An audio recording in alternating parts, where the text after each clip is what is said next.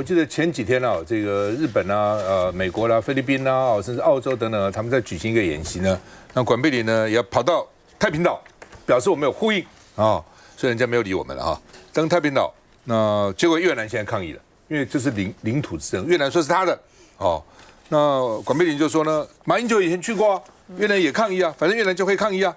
而且呢，太平岛跟这个中州这个桥中州这个礁中州礁，那这都是我们的所以呢，他们惯常性抗议并不是针对民进党政府，那针对谁？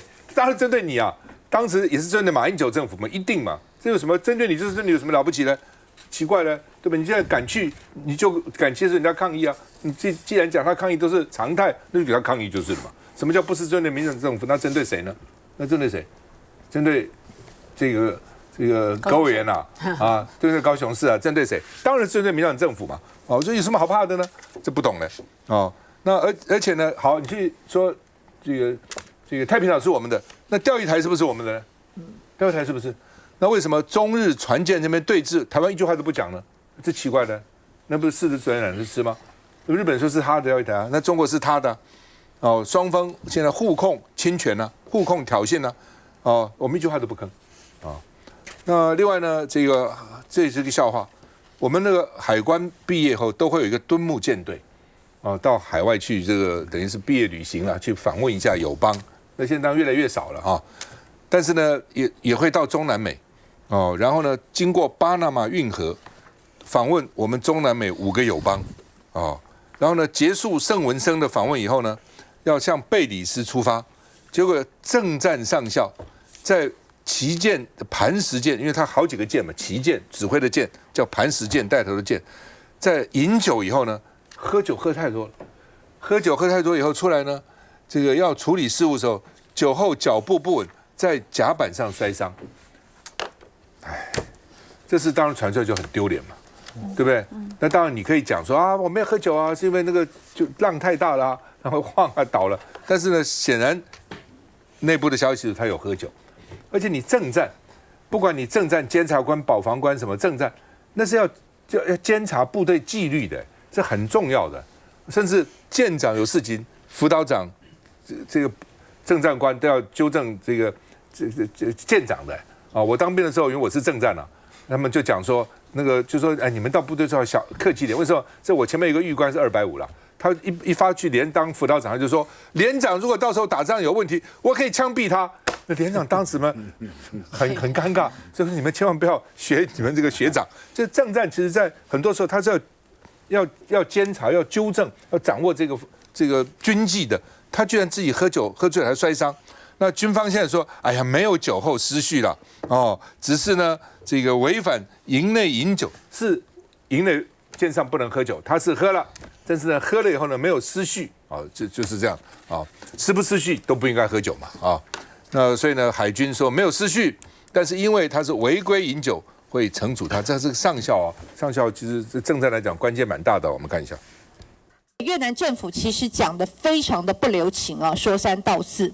这次越南政府的抗议到目前为止，我只看到主委在你自己的脸书里面你登了照片，然后呢确实也强调了中华民国我国对于太平岛的主权，可是其他之外我看起来都是冷处理，个人脸书跟官方的态度仍然是不一样的。是我们中华民国的领土捍卫主权绝不退让是太平岛一样，中州礁也一样，是我们很清楚。所以今天10几台电视出去了，委员在10几台电视前面有宣示了，我们捍卫主权不会退让。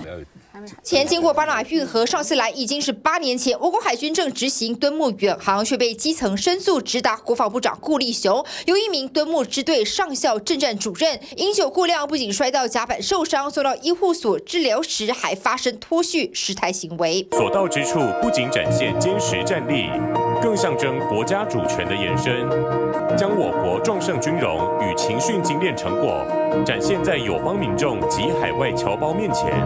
明明是要宣扬国威，却拉差事发在敦睦旗舰海军最大吨位的磐石军舰上。这些军纪上面的要求也应该要更落实以免我们整个国际形象受到损害。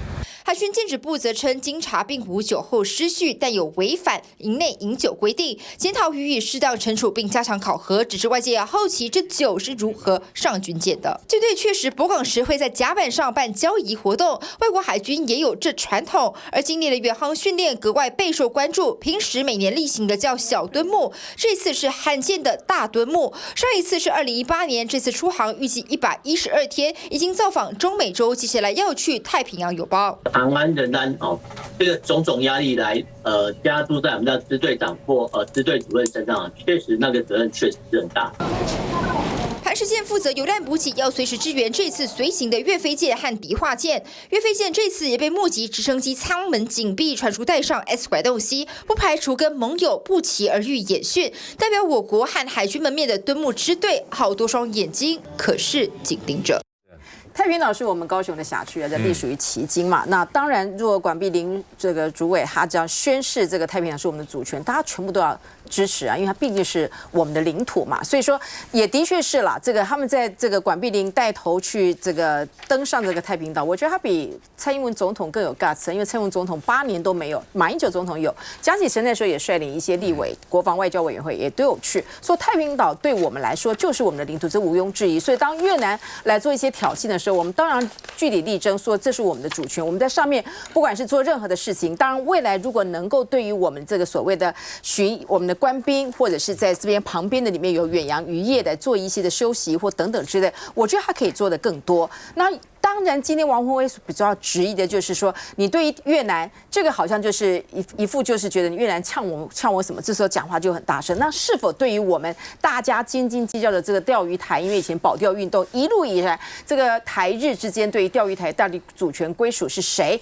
我想从过去到现在，大家都是强调是钓鱼台，只是过去大家誓死保护的这个钓鱼台，到了这个政府的时候呢，你看发生那么多的渔权的问题的时候，我们政府反而是在对于这件事情的话，他处理的态度是相对于太平岛是比较消极的。我觉得王宏威委员主要是凸显，你只要捍卫我们的主权，你不能因为国家不同，你对捍卫主权就会是看的部分就有做成不同的一个处置，不能吃软怕硬。对，不能吃软怕硬。然后呢，钓鱼台这么大家所关切的这个部分，你应该是完全为我们的渔民来做一个发声。事实上，他们中间的发生的状况非常多，可是我们的政府在这一块的消极度，是我们在很多捕鱼的渔民来说的话，是非常多的一个困扰的。所以我们只能说，只要是属于中华民国的主权，不分党派，大家一致支持。但是对于渔民真的在日本的外海受到一些的挑衅，或受到一些非平等的一个对待的时候，我们当然也要站出来，对渔民来做，应该有一致的标准。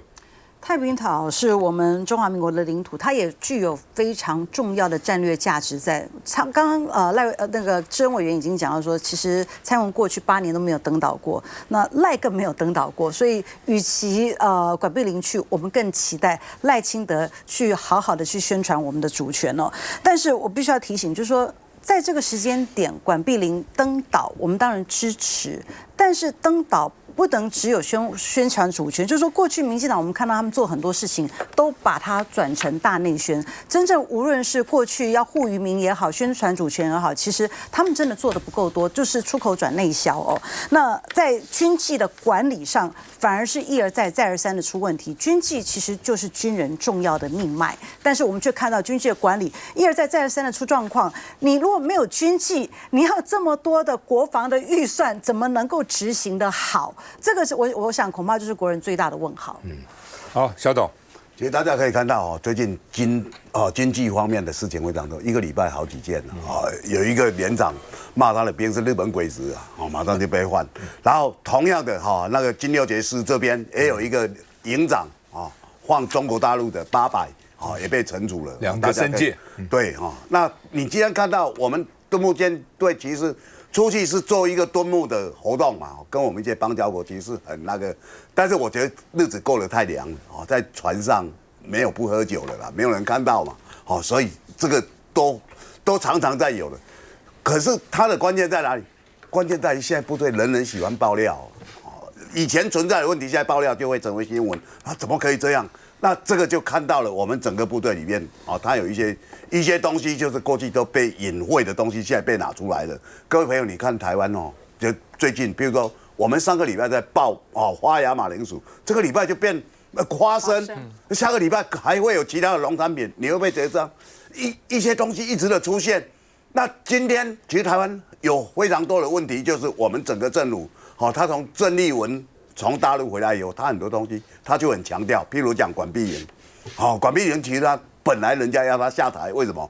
中国大陆哦这么大的军事的行动，你带着你手下的文武百官去吃高级高档的东西，那时候不是要他下台吗？好，他那时候就吓坏了，你知道吗？为什么？这个一定很被容易抓出来记起，对不对？杀鸡儆猴的，但是他被保住了，保住以后他动作就很多了哦。他说。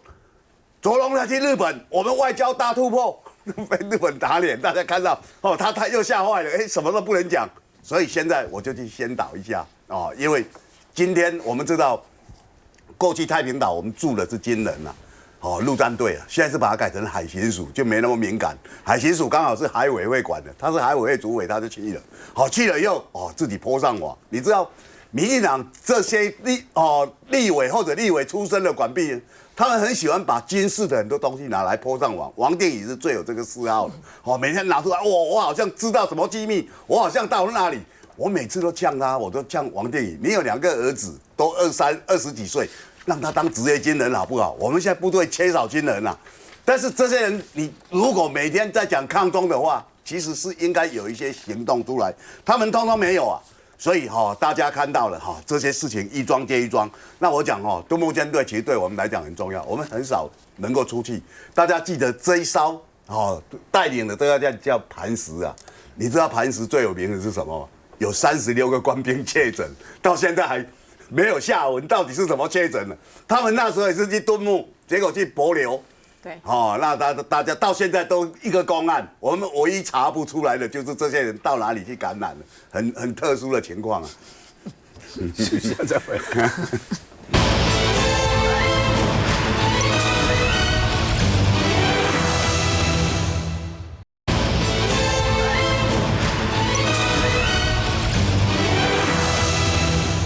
好吧，国防预算特别条例了啊，那1.25兆了。赖清德说希望通过不打折的国防了哈，不要打折。那郑丽文说你死了这条心，不可能让你1.25兆都通过啊。那另外呢，这个自由时报的独家说郑丽文否决了国民党原来里面有2个案了，一个8000，一个3800加 N 啊，其实是一样啊，其实是一样啊，朝3暮4跟朝4暮3了哈。8000就是说呢，你框一个8000通过，但是不能动，只能动发价诉讼来的3500亿、110亿。但是看起来比较好看嘛，至少也不会比民众党少，民众党还4000亿呢。你给我们搞个3800，那像你看国民党是三党里面最少的。你郑丽文从大陆回来以后，你就这样子吗？一定被民进党不讲都会被戴红帽，更何况你是跳进去让人家戴红帽嘛？那他们年底要选举怎么选呢？他们就很担心嘛。那你现在3800加 N， 他也可以这样讲 ，N 可以无限大，发价出来我就放到 N 嘛，也没错。只是其实内容是一样，反正你只能动美国发价出来的。他现在有军购跟美国军购、商购然后呢，这个另外就是跟厂商台湾自己去买的这些那另外呢，这个郑丽文坚持3800加 N， 那国民党就说很多立委说反复了，说干部快崩溃了，因为一下传出来说8000也可以，其实一样的，一下说不行，救国死守3800，面子主席面子要保住那另外呢，这个今天党团开了80分钟的会议。没有结果没有结论，因为各种不同的讲法，说还要再整合协调但是今天呢，有一个花絮，有一个例外的事情本来不是会议里面跑出来的，因为传出来说韩国瑜有跟有些立委说他是支持8000亿的版本，结果呢，纪凌莲就骂他说把他开除党籍，因为韩国瑜也是不分区立委，一开除他就没有这个院长可以干了就会变成跟民众党的李珍秀一样了那所以呢，纪凌莲说很生气说这个韩国瑜，我认他40年，打死我不相信他会做出卖党求荣的事。如果这样，黄复兴要挺身大义灭亲，要建议开除韩国瑜的党籍。我说这届龄年就老糊涂了哦。韩国瑜做个院长，第一个立委本来每个人都可以有意见，第二个他就算提8000亿，什么跟卖党求荣有什么关系啊？他跟谁求荣啊？求什么荣啊？你讲什么鬼话，对不对？立法院你就把他开除，你有那么权利吗？你当个副主席有那么了不起吗？我这边要痛痛的谴责这个季龄年。哦，开除你党籍差不多，开除谁党籍啊？韩国瑜你开除他党籍，果然讲完以后，中央党部前面就有很多党员去抗议了，去中央党部前面抗议，所以开除什么韩国瑜党籍？他很多的责任，很多的工作，对不对？你怎么立法委员都不能讲话的、就通通听你的、就你季龄年是老大，而且他卖了什么党，求什么荣？你告诉我他求什么荣？他求了什么荣？对不对？整个都是为整个国家、为台湾、为整个国民党，为了年底的选举，为了2028的选举在着想。每个人可能有不同的角度，但你怎么可以用什么开除党籍、用卖党求荣这样的事情呢？你黄复兴有那么了不起吗？好，那么季龄年说要卖党求荣韩国瑜，郑丽文说：“哎呀，院长很难做了，替韩国瑜稍微缓夹一下。”那傅昆萁说：“每个选区感受的氛围不同，每个选区有不同的氛围啊，的确。”有些选区可能无所谓，有些选区可能就有所谓哦，因为他选民的结构不同嘛，哦，那譬如说那个时候我在台北市当议员，对不对？要不要盖这个垃圾掩埋场？内湖南港的议员就可以反对，他选区他当然要反对啊，其他不能反对，一定要盖。选区他就有不同的考虑，本来就是这样，民主政治就是这样嘛。你季龄到底懂还是不懂？好，那徐巧芯，然后他还警告徐巧芯说：“徐巧芯不要轻动筹款，徐巧芯会遵守。”党团形式啊，那另外呢，这个季龄年为了军购呛开除韩国瑜党籍，所以呢，国民党出来讲说，个人的想法不代表党的立场，就是说这是季龄年个人的想法，不代表党立场。问题他是党的副主席啊，副主席讲话不代表党立场，副主席代表谁？好，那么叶元之说，的确他也有听说，党中央曾经也讲过8000亿也没有不可以，就很混乱嘛，也有这种讲法出来啊。那郑丽文说，这个现在。这一套万无一失，就他提的那一套，就是3800亿加 N， 是万无一失的啊。傅昆萁说，只要发价出来，军购1兆多支持，反正你发价出来多少，我支持多少。那民进党的党团干事长专瑞雄说，国安不能细于跟郑丽文跟习近平握手那14秒，一定不是说他一定会戴你帽子，就是这样子啊。那你自己往下跳。那另外呢，这个 AIT 也发文。说谈防卫能力，说呢也感谢韩院长的努力这个等等等等所以呢那周宜修民众党的秘书长就是说呢，这个绿油油上个8年吃太阳能下个8年吃军火，看一下。打死我都不会相信国瑜兄会做出卖党求荣的事。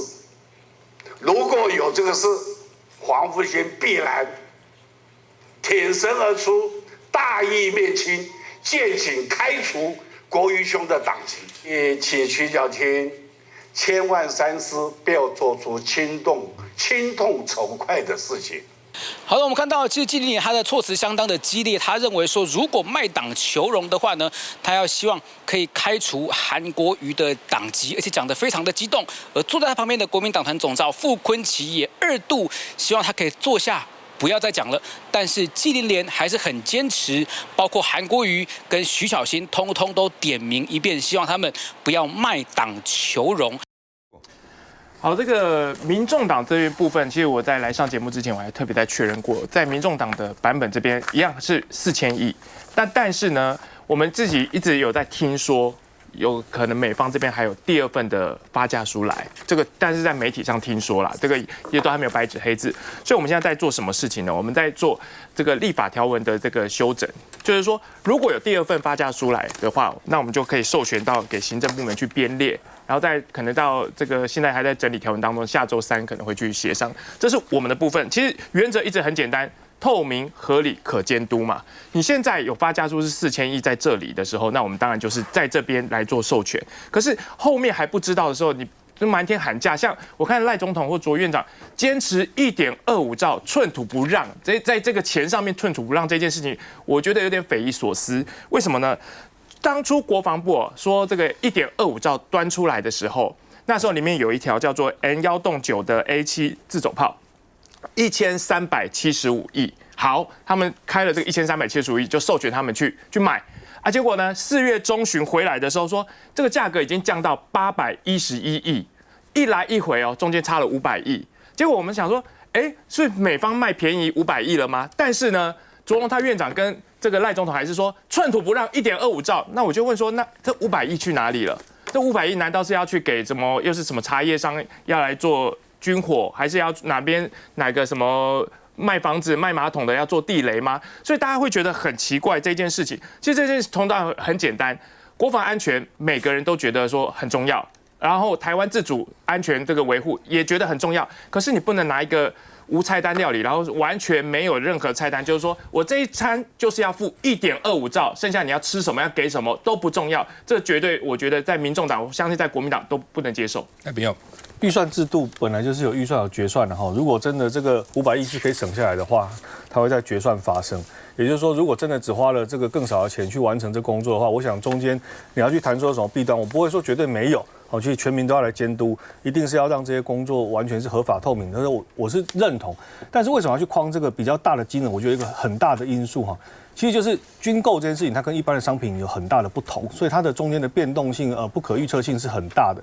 那你先去把这个比较高的额度预定下来的时候，在逐年的，大家要记得这个1.25兆并不是1年的预算，它其实要分8年来实行。我坦白讲，我们连年底的大选谁会当选都不知道。你要讲8年后这个8年整个要去执行军购的内容，完全都不会有变动，都能够照合约来执行，不可能有追加，不可能有变化。我觉得这是很困难的事情。所以为什么我们在争取预算的时候，其实我们自己都民意代表都会知道说，预算都是我们在砍。可是就行政部门的角度，一定是我要尽量捍卫我的预算的原因，是因为我希望到时候我是有钱可以做事情的哈。所以就在立法权跟这个行政权的分工上，这个讨论本来就是天经地义了哈。那所以我想，如果今天这个行政机关自己去让步的话，我觉得反而是对这些提出预算金额的这个行政部门是不公平的。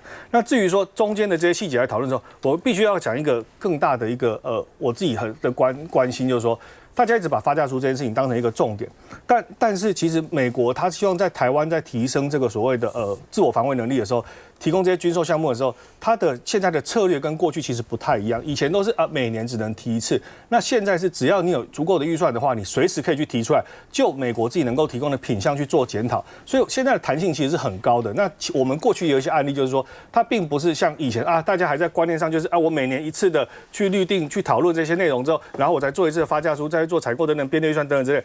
就是因为这样过去的经验，导致我们在很多效率上的不彰，所以现在才会改成这种新的做法哈。所以我是认为，既然两国的关系有更加的密切，大家要共同为台湾的努力来防卫来做努力的时候，这些所谓的弹性的，或是说为了新的情况出现的制度，大家应该是要给予更多的这个理解了哈。那让这个东西能够继续走下去。好，韩国瑜呢知道纪连连骂他，韩国瑜呢传了一个简讯给王浅秋，用了14个字，叫做“老牛自知夕阳晚，静默无声自奋蹄”，14个字啊。那基本上了哈，就是说，我是觉得哈，韩国瑜呢，他作为一个立法院长参加党团协商，本来就算是一个立委，他可以有不同的意见嘛。那你叫大家协商什么？你下个命令算了，纪连连下个命令。纪连连如果要开除韩国瑜党籍，我这边公开宣布，先开除我赵少康党籍，先开除我党籍。开除我党籍啊！莫名其妙。如果今天不是说军购分买不买，如果国民党真的有本事，1毛都不买，也可以，你就讲你的理由，我就是要和平，买武器也没用，我就是不买。你自己发价出来，你说要买，第二次发价出来你还要买，这不是你的态度吗？你也不能没有不买啊。如果你真的不买，我会佩服你啊，就不买啊。你可以讲出100个理由为什么不买啊，像李敖讲的。美国叫我们台湾做看门狗，还要给个骨头，还要付钱，你可以讲啊。那既然你已经说好了，我也同意他发了111的发价，我就买，只要发价出来我都买。傅昆萁还说1兆我也买。那你既然这样子，你如果这样的话，那你干大道方法。我常常讲说，我不怕得罪人，但是我如果得罪你，我就告诉你，我就得罪你，我就是骂你。但是呢，如果我没有要骂你，你误会我骂你，我跟你解释我没有啊，本来就是这样嘛，讲清楚嘛。同样的。如果你真的要买美国东西，他只要发价出来，那你何不他既然要你把依照2500亿扣掉在台湾买的4000亿，剩下8000亿就框这个预算，它不能动支嘛。国民党不是很喜欢搞冻结这回事吗？以前不是说冻结不是，以前民进党要罢免国民党的时候，说国民党冻结的，国民党说那没有啊，你来报告我就让你动支啊。同样的，你来报告让你动支，你不来我就冻结嘛。那责任就在美国，不在你国民党啊，不在你台湾啊。这个简单道理都不懂，3岁小孩都听得懂，你会不懂？你搞个 N 什么东西啊？老美懂 N 是什么东西吗？休了再回来。